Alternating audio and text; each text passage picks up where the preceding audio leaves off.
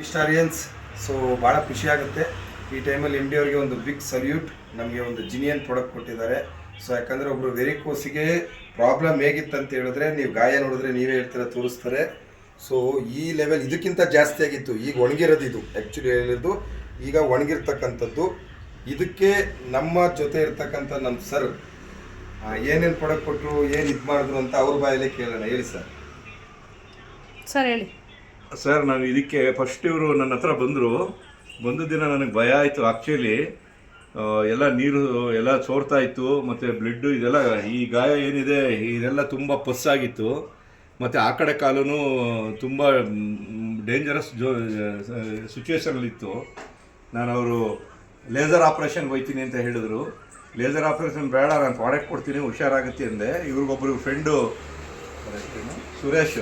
ಸುರೇಶ್ ಅಂತೇಳಿ ಕರ್ಕೊಂಡು ಬಂದರು. ನಂತರ ನಾನು ನೋಡ್ಬಿಟ್ಟು ತುಂಬ ನೋಡಿದ ತಕ್ಷಣ ನಮ್ಮ ಪ್ರಾಡಕ್ಟ್ ಇದನ್ನು ತೊಗೊಂಡ್ರೆ ಹುಷಾರಾಗುತ್ತೆ ಅಂತ ಒಂದು ಡಿಸೈಡ್ ಮಾಡಿ ಇವ್ರಿಗೆ ಒಂದು ನೋನಿ ಕಾರ್ಡಿಯೋ ಕಾಫು ಮಾಡಿದ್ರು. ಅಂತಂದರೆ noni king cough cardio cough paste sir. Cardio paste ಇಲ್ಲಿ ಕೂಡ ಕೊಟ್ಟಿದ್ದೀನಿ.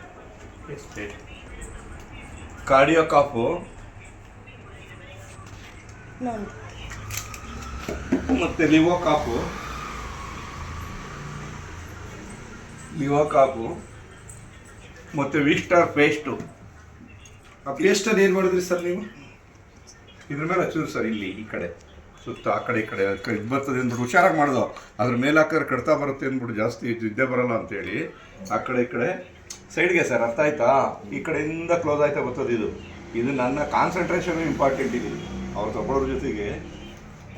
ಹಾಗಾಗಿ ಇದು ಕೊಟ್ಟು ಇಲ್ಲಿಗೆ 3 ವಾರ ಆಗಿದೆ. 3 ವೀಕ್ಸು. 3 ವೀಕ್ಸಲ್ಲಿ ಸಿಕ್ಕಾಪಟ್ಟೆ ಡೆವಲಪ್ಮೆಂಟ್ ಬಂದಿದೆ. ಮತ್ತು ಅವರು ಕೆಲವು ವಿಚಾರಗಳನ್ನ ಅವರೇ ಕೇಳಿ ಅವ್ರಿಗೆ ಏನಾಗಿದೆ ಈಗ ಅಂತ ಅನ್ನೋದು. ನಿದ್ದೆ ಬರ್ತಾ ಇರಲಿಲ್ಲ, ಒಂಥರ ರಾತ್ರಿ ಎಲ್ಲ ಕಡತ ಜುಮ್ ಅನ್ನೋದು. ಇವಾಗ ಚೆನ್ನಾಗಿ ನಿದ್ದೆ ಮಾಡ್ತೀರಾ? ಏನಿಲ್ಲ, ಆರಾಮಾಗಿದ್ದೀನಿ. ಹೋಗಿ ಅವಾಗ ಹೋಗ್ಬಿಟ್ಟು ಒಂದು ಇಂಜೆಕ್ಷನ್ ಹಾಕೋ ಬರ್ತಾ ಇದ್ವಿ ಇದ್ರದ್ದು. ಅವಾಗ ಹಾಕೋ ಬಂದ್ರೆ ಮಾತ್ರ ನಿದ್ದೆ ಮಾಡ್ತಾ ಇದ್ವಿ. ಇವಾಗ ಹಾಕೋತಾ ಇದ್ದೀರಾ ಇಂಜೆಕ್ಷನ್? ಇಲ್ಲ, ಆರಾಮಾಗಿದ್ದೀನಿ. ಇವಾಗ ನಮ್ಮ ಪ್ರಾಡಕ್ಟ್ ಯೂಸ್ ಮಾಡಿ ಹೇಗಿದೆ ಅನಿಸಿದೆ ಹೇಳಿ ಸರ್, ನಿಮ್ಮ ಅನಿಸಿಕೆ. ಈಗ ಮಾತ್ರ ಭಾರಿ ಅನುಕೂಲ ಆಯಿತು.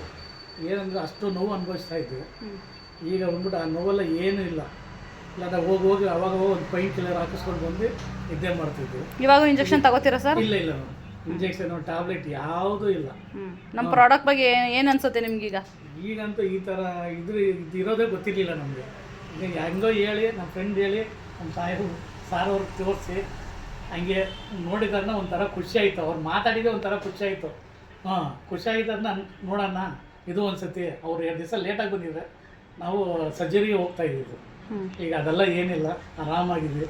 ಭಾರಿ ಸಂತೋಷ ಆಯಿತು. ಇದನ್ನ ಯೂಸ್ ಮಾಡಿ. ನಾ ಹೇಳೋಕ್ಕಿಂತ ನಾವು ಯೂಸ್ ಮಾಡಿದ್ರೆ ನಿಮ್ಗೆ ಒಳ್ಳೆಯದಾಗುತ್ತೆ. Okay sir, thank you. So ಭಾಳ ಖುಷಿ ಆಗುತ್ತೆ ಲೆಜೆಂಡ್ಸ್. ಸೊ ಯಾಕೆ ಅಂದರೆ ಆ ಡೆಪ್ತ್ ಲೆವೆಲ್ ಹೋಗಿ ಆಪ್ರೇಷನ್ ಮಾಡ್ತಕ್ಕಂಥ, ಸರ್ಜರಿ ಮಾಡ್ತಕ್ಕಂಥ ಒಂದು ಲೆವೆಲ್ ಇರ್ತಕ್ಕಂಥ ಒಂದು ಕಾಲನ್ನು ಇವತ್ತು ನಮ್ಮ ಸರ್ ಬಂದು ಈ ಲೆವೆಲಿಗೆ ಕಾಂಬಿನೇಷನನ್ನು ಮಾಡಿ ನಂಗೆ ಎಲ್ಲಕ್ಕಿಂತ ಹೆಚ್ಚಾಗಿ ನಾವು ಹೇಳ್ತೀವಿ ನೋಡಿ, ಯಾವಾಗಲೂ ನಮ್ಮ ಡೆಂಟೋ ಪೇಸ್ಟ್ ಎಲ್ಲದಕ್ಕೂ ಉಪಯೋಗ ಆಗುತ್ತೆ ಅಂತೇಳಿ ಅಷ್ಟು ಡೆಪ್ತು ಗಾಯಕ್ಕೆ ಪೇಸ್ಟನ್ನು ಸುತ್ತ ಹಚ್ಚಿ ಒಣಗಿಸ್ತಾ ಇದ್ದಾರೆ ಅಂತ ಹೇಳಿದ್ರೆ big salute to M D sir. Really ಇಂಥ ಒಂದು ಪ್ರಾಡಕ್ಟನ್ನು ಕೊಟ್ಟು ಎಷ್ಟೋ ಜನರ ಲೈಫಿಗೆ ದಾರಿದೀಪ ಆಗಿದ್ದೀರ ಸರ್. 100 ಜನರ ಆಯಸ್ಸು 1 ವರ್ಷ ಕೊಟ್ಟರು, ನೀವು 100 ವರ್ಷ ಅಲ್ಲ 1000 ವರ್ಷ ಇರಬೇಕು. ಹಿಂಗೆ ತುಂಬ ಜನಕ್ಕೆ ಆರೋಗ್ಯ ಬಗ್ಗೆ ಕೊಡಬೇಕು ಅನ್ನೋದೇ ನಮ್ಮ ಆಶಯ ಸರ್. Thank you so much M D sir.